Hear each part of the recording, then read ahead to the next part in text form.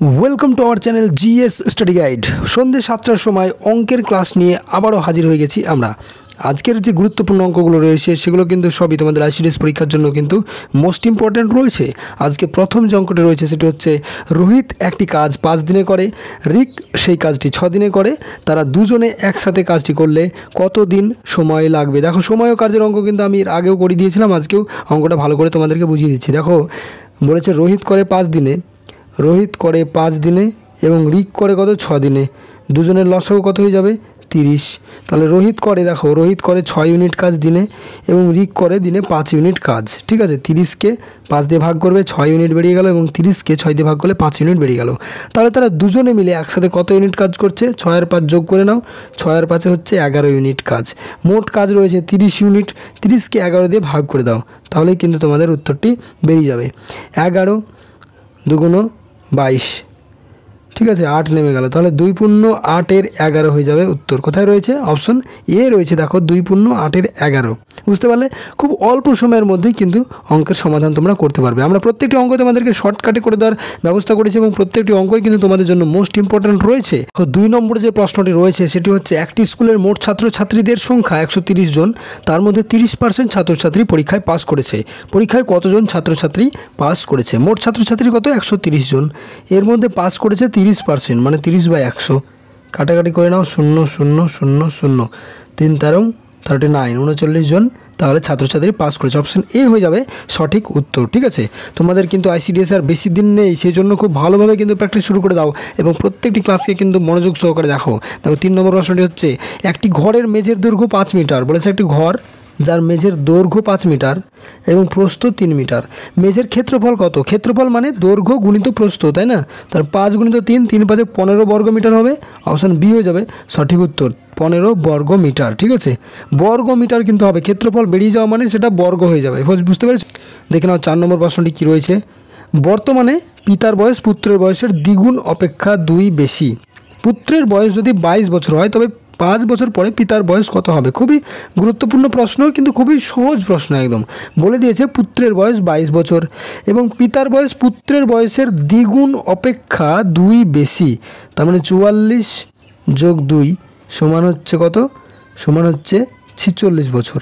5 বছর পরে পিতার বয়স কত হবে? যোগ 5 সমান হচ্ছে 51 বছর। কোথায় রয়েছে? অপশন ডি এ রয়েছে। দেখো, 51 বছর হবে।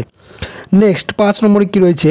তোমার একটি বইয়ের 10টি পাতায়, 10টি পাতাতে কী রয়েছে? 10টি করে লাইন রয়েছে। তোমার একটি বইয়ের 10টি পাতায় 10টি করে লাইন আছে এবং প্রতি লাইনে 24টি করে শব্দ রয়েছে। তোমার বইয়ের পাতায় মোট কতগুলি শব্দ রয়েছে? 10 10 কত?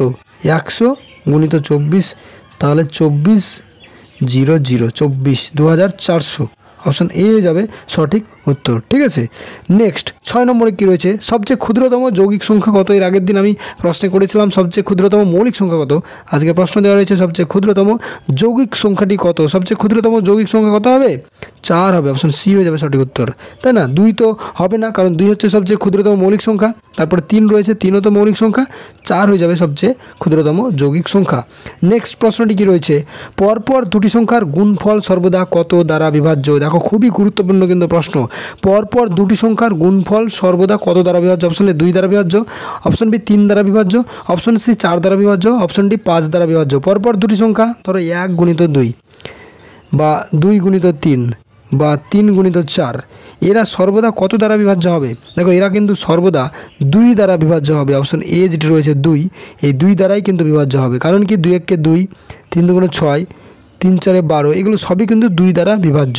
তাই পরপর দুটি সংখ্যার গুণফল সর্বদা 2 দ্বারা বিভাজ্য এবং পরপর 3টি সংখ্যার গুণফল কিন্তু সর্বদা 3 দ্বারা বিভাজ্য হয়। কারণ 2 গুণিত 3 গুণিত 4, 3 4 12, 12 দুগুণে 24, 24 সর্বদা কিন্তু 3 দ্বারা বিভাজ্য। বা 1 গুণিত 2 গুণিত 3, 3 দুগুণে 6, 1 6, এও কিন্তু 3 দ্বারা বিভাজ্য।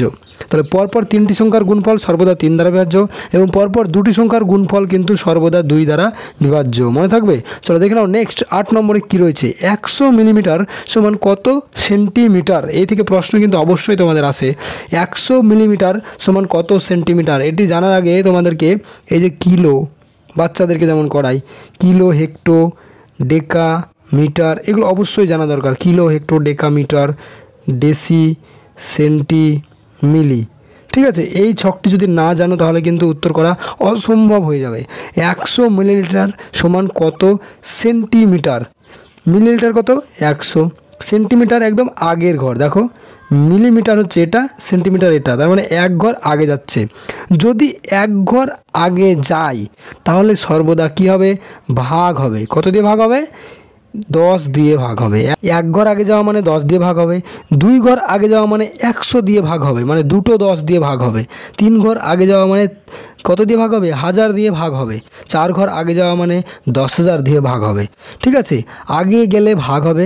এবং যদি পরে আসে, ধরো কিলোমিটার দিয়েছে এবং সেখান থেকে ডেকামিটারে আসতে হবে, তাহলে গুণ করতে হবে। ধরো 1 কিলোমিটার দিয়েছে এবং সেখান থেকে ডেকামিটারে আসতে হবে, তাহলে 1, তারপরে কটা ঘর রয়েছে? 3টে ঘর রয়েছে, মানে 3টে শূন্য দিয়ে গুণ করে দিতে হবে, তাহলেই কিন্তু উত্তরটি বেরিয়ে যাবে।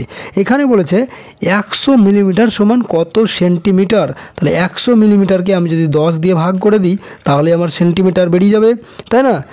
তাহলে 10 সেন্টিমিটার হবে। অপশান বি হয়ে যাবে সঠিক উত্তর, 10 সেন্টিমিটার। বোঝা গেল? চলো দেখে নেব নেক্সট প্রশ্নটি কি রয়েছে। 9 নম্বর রয়েছে রোমান সংখ্যা ডি এর মান কত? রোমান যে সংখ্যা রয়েছে ডি, এই ডি এর মান কত? 50, 100, 500 না 1000? দেখো এই রোমান সংখ্যা কিন্তু তোমাদেরকে জানা অবশ্যই প্রয়োজন রয়েছে।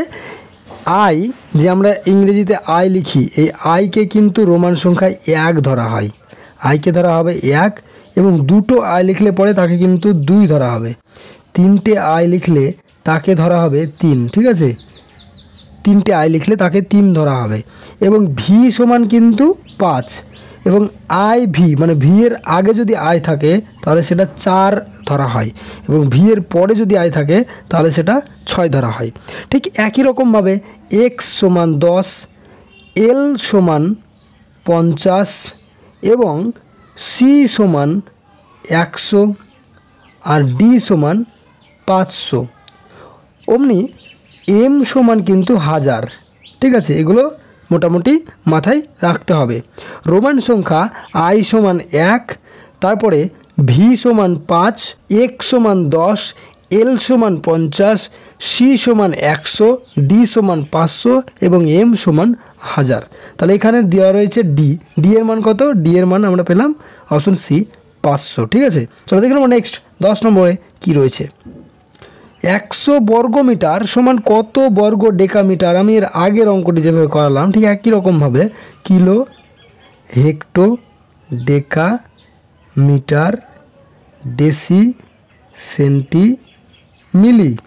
বলা হয়েছে 100 বর্গমিটার। 100 বর্গমিটার মানে এই ঘরে বসবে, তাই না?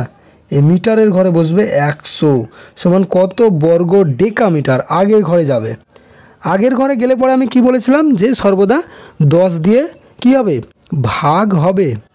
কিন্তু দেখো এখানে যেহেতু বর্গমিটার রয়েছে তাহলে কিন্তু 10 দিয়ে নয়, এখানে 100 দিয়ে ভাগ হবে। যদি ঘনমিটার থাকে তাহলে কিন্তু 1000 দিয়ে ভাগ হবে। ঠিক আছে, তাহলে 100 বর্গমিটার সমান কত বর্গ ডেকামিটার করতে গেলে এক ঘর যেহেতু আগে যাচ্ছে তাই 100কে কি হবে? 100 দিয়েই ভাগ করতে হবে। উত্তর বেরিয়ে যাবে 1। অপশনগুলো দেওয়া রয়েছে একটু ভুল রয়েছে সম্ভবত, উত্তর কিন্তু হবে 1। ঠিক আছে, অ্যান্সার হবে 1, কারণ এক ঘর আগে যাচ্ছে তাই 100 দিয়ে ভাগ। যদি 2 ঘর আগে যেত তাহলে 100 গুণিত 100 দিয়ে ভাগ। 3 ঘর আগে গেলে 100 গুণিত 100 গুণিত 100 দিয়ে ভাগ হতো। ঠিক একই রকমভাবে যদি ঘনমিটার থাকে তাহলে 1000 দিয়ে ভাগ হবে। আবার কিলো থেকে যদি পরের দিকে যাই, তাহলে ঠিক একই রকমভাবে 100 দিয়ে গুণ হবে। যদি বর্গমিটার থাকে তাহলে 100 দিয়ে গুণ হবে। এক ঘর গেলে পরে 100 দিয়ে গুণ হবে। 2 ঘর গেলে পরে 100 গুণিত 100 দিয়ে গুণ হবে। ঠিক একই রকমভাবে ঘনমিটারের ক্ষেত্রেও তাই। এক ঘর যদি পরে যায় তাহলে 1000 দিয়ে গুণ হবে। 2 ঘর গেলে পরে 1000 × 1000 দিয়ে গুণ হবে। বুঝা গেল? দেখো পরে আমি একটি প্রশ্ন তোমাদেরকে দিয়েছি, হোমওয়ার্ক তোমাদের বলতে পারো, হোমওয়ার্ক। এর উত্তরটি তোমরা নিজেরা করবে, নিজেরা করে কমেন্ট করে জানাবে যে উত্তরটি কত বেরোচ্ছে। 1000 ঘন সেন্টিমিটার সমান কত ঘন ডেসিমিটার? আমি একটু একটু আগেই বুঝিয়ে দিলাম, ঠিক ওই রকমভাবে তোমরা নিজেরা করে কমেন্ট করে জানিয়ে দাও।